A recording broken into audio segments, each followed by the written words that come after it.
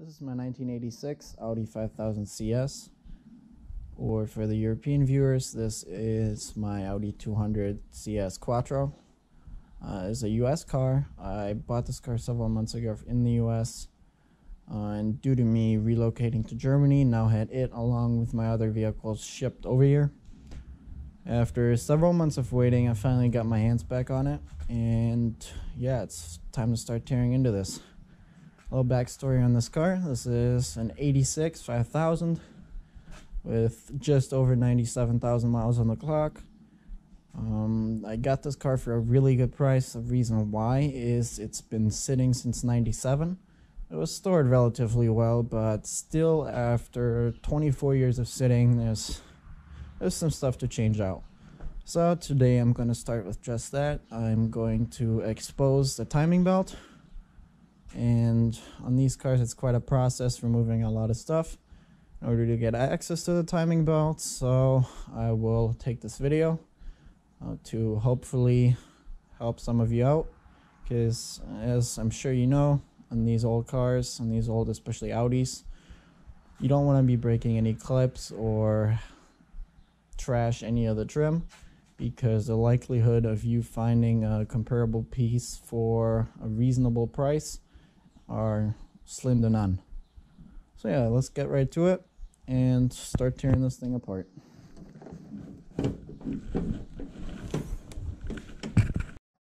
This next part isn't 100% necessary, but in my opinion it made things a lot easier. So I went ahead and removed the CIS intake pipe. It was an eyesore before and I already started to strip it, so I took it off. So I would recommend you do the same. It's fastened with just two hose clamps, one up here and one down there on the intake side of the turbo. So yeah, that's step number one. Step number two, you gotta remove these chrome trim bezels that go on top, and there's also one that goes below the windshield and the grille. So you want to take this one off. These trim pieces are fastened with a little clip that is mounted to both the headlight and the grille, and basically it's a little slot, and you want to pull it off that clip. So since you don't want to be breaking any of this route I took to get this off, you can see it pretty easy over here. Here's a clip, or here's a little piece. I put a little piece of electrical tape around this screwdriver so it wouldn't scratch anything up or dent it. It slid a little bit, so don't mind that. You definitely want to be covering the whole thing up. So yeah, basically what I did is I just got the tip of the screwdriver down in here, and then I pried it open, or pried it up carefully, and all these came off pretty simple, pretty easy. None of them broke.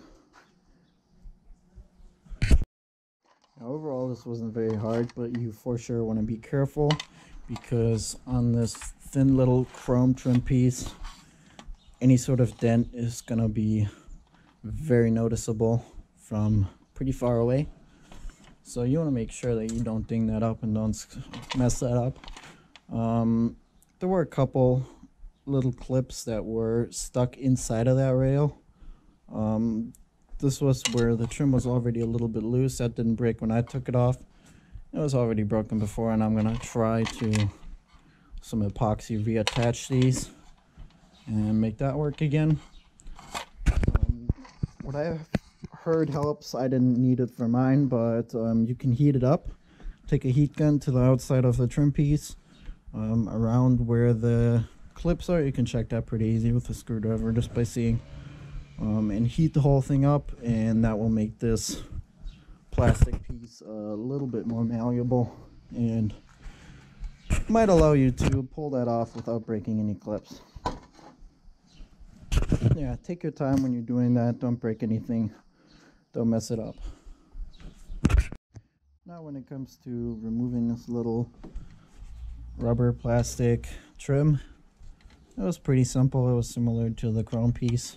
Simply put my screwdriver in here and then lightly pried. Make sure to not go all the way to the bottom on this, since this is already this big chrome trim piece, but they're basically just these little clips that clip into these little holes in the bumper, and they're pretty simple to take off, and I don't think these will be any issue for anyone. So yeah, now that that is off, moving on to the next thing. So next part is this big chrome piece. It needs to come off the whole thing. So I'm gonna start by loosening / taking off all the screws on the side pieces in here. There are 3 Phillips head screws on the center piece right here. Then there is 1 corner screw, also Phillips, and then there are 3 hidden Phillips head screws underneath. You can pretty easily access this by just pushing your screwdriver through this little gap and holding the chrome piece up, just so you don't scratch or take any of the coating off. The 3 center screws up here on the big chrome piece are pretty easy to take off, so it's the corner screw. These little hidden ones might be a little bit harder, but you'll get them off real easy. Don't worry about actually catching them and fishing them out of there while you're doing it. Just take the chrome piece off first. And be careful with that, as well as the big piece. Don't let that smash on the ground. So yeah, these little screws, they fall down here. One of them is still on, so I'm gonna fish those out of the bumper. Here's one. Just don't forget about them. So yeah, that was pretty easy to take off. Alright, now that the chrome piece is off, the next step is take off the headlights. Obviously, I've only shown you one side on the chrome piece, and I'm only going to be showing you one side on the headlight, but you got to take all of it off. So what I've done with these screws is I just put them back where they belong. That way, even if I don't work on the car for a couple days and don't label anything, I'll still be able to figure out where all the screws came from and make sure that I put everything back where it belongs. So taking the headlight off is really easy. It's just 2 little 8mm bolts on top, and then I covered this one up when I was loosely reassembling it. But there's one little Phillips head down here in the corner that is holding it on the bottom. So now simply take this off.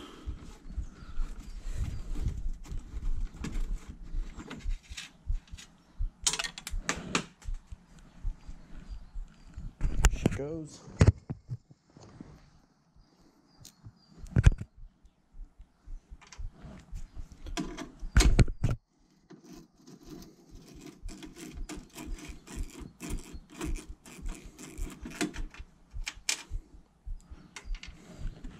Before you remove the headlight, it's loose in there. You want to remove all 3 of the bulbs, or at least on this 200 it's 3 bulbs.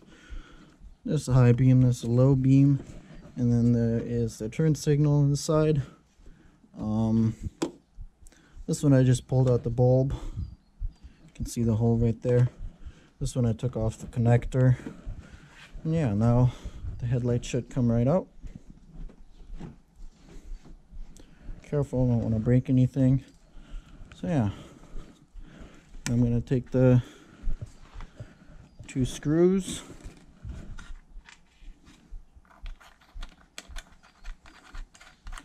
put them back up here, just so we don't lose track of them. I'm going to put the light over here on the side.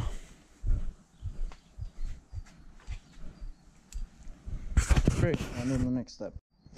Now that you've removed the headlight, it's time to move on to the center grille. So this grille is mounted with two little slidey arms right here, two clips, both the top sides, and then one center screw right there. What you want to do is just take out that screw.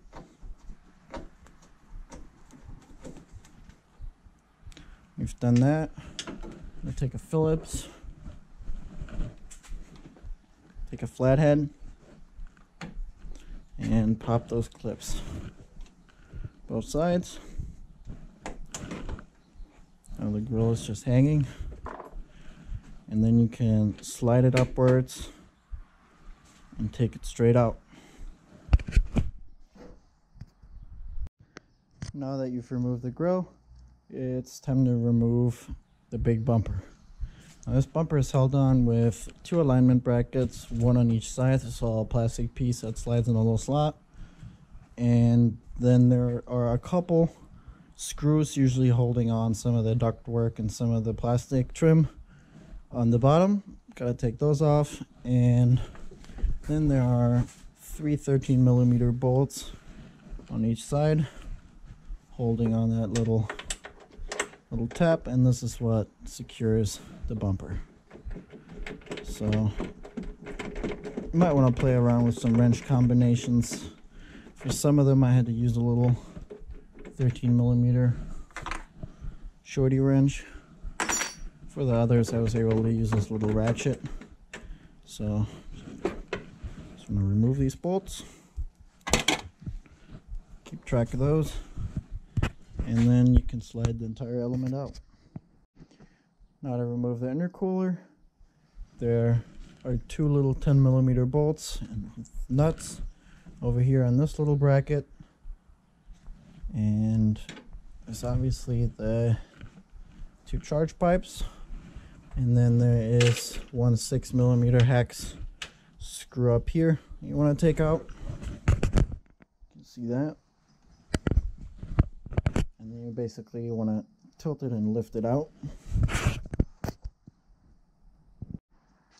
So when you're taking this off, these hoses are really easy to take off. It's just a couple hose clamps. And there's this little sensor. It sticks over here on the side of the intercooler. There are two little 6mm hex bolts that you want to take out. I'm actually gonna take them out of here as well, just to give me a little bit more clearance when I'm taking out the intercooler. Now over here to this bracket, just want to use a 10mm holding this, and then you want to take off the nuts.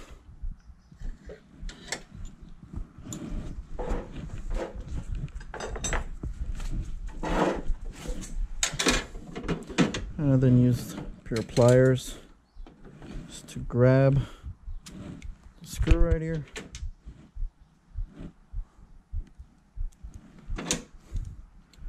Take off the nut.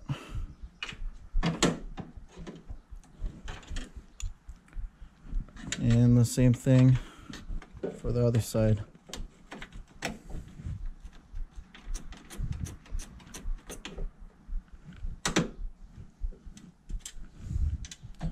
Also a washer.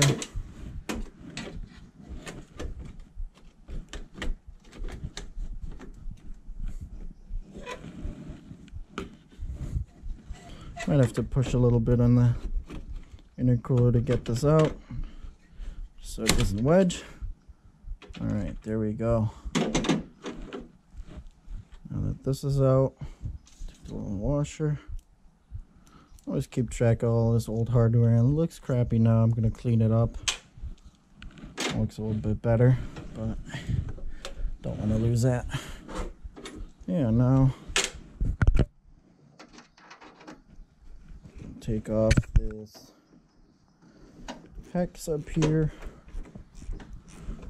It's holding the intercooler up.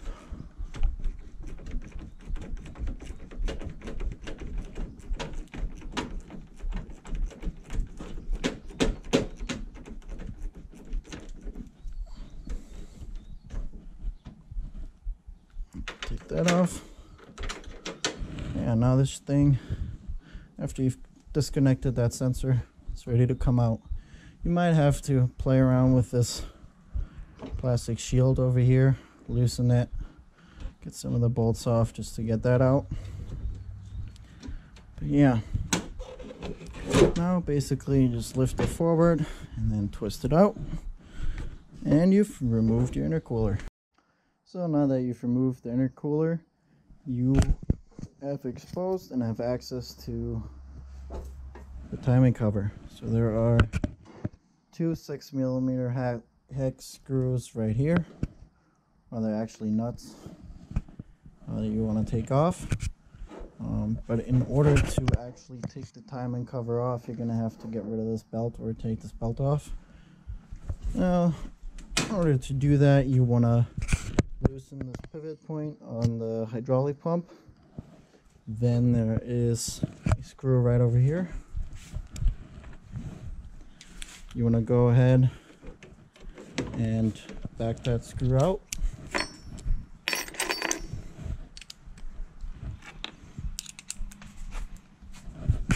Down here you can see it.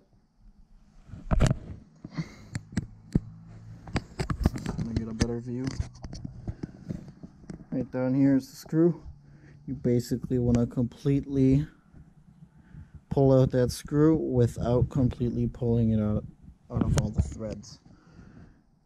So just go ahead and loosen this.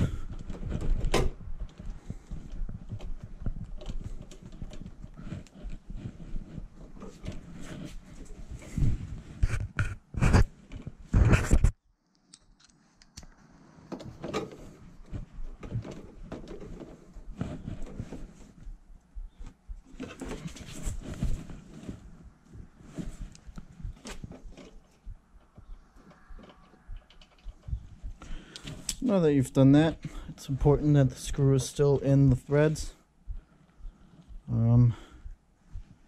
You basically want to push down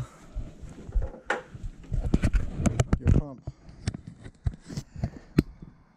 The way you're going to do that, down here it's still, you can see all this play now.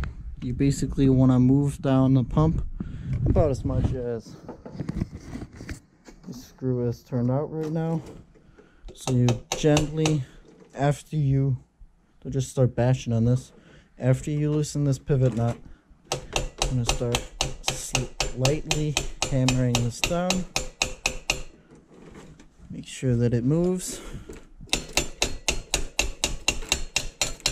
Basically, you just want to lower it until you've got contact.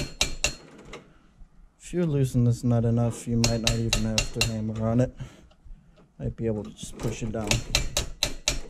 But yeah, once you've done that, you should be able to pull this belt right off, just like so. Now you can see the belt is off and it's not covering timing cover anymore. These are the two hex nuts you want to get at. But now if you were to take this off, the lower position of this pump would actually hinder you from removing your cover. So now you've got to reverse the same thing you just did. Just screw in this bolt again, and with that raise your timing pump. You gotta raise it up pretty high, so we're doing this for a little bit, but it's really easy.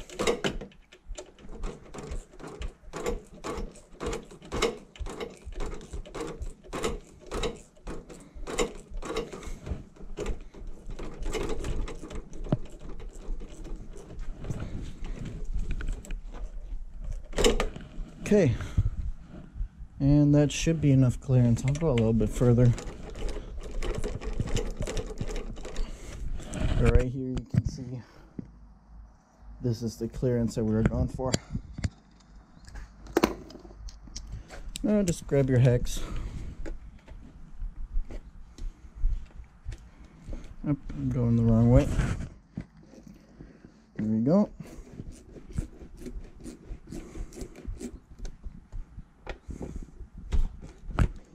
This is all grimy, nasty, and rusty.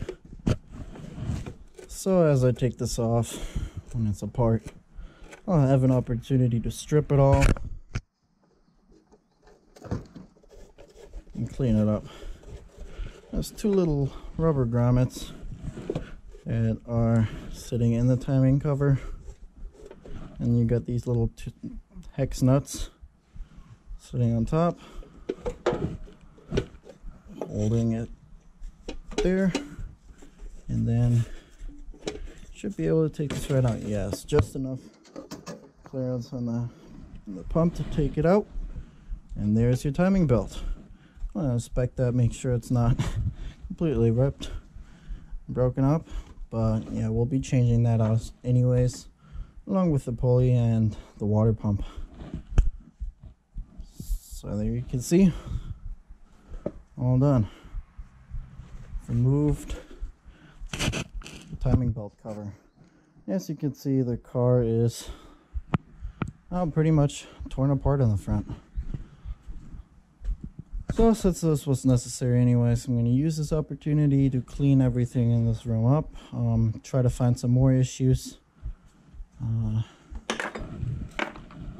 Hopefully it's not too much. In order to actually change the timing belt, I'm going to have to remove this lower cover as well.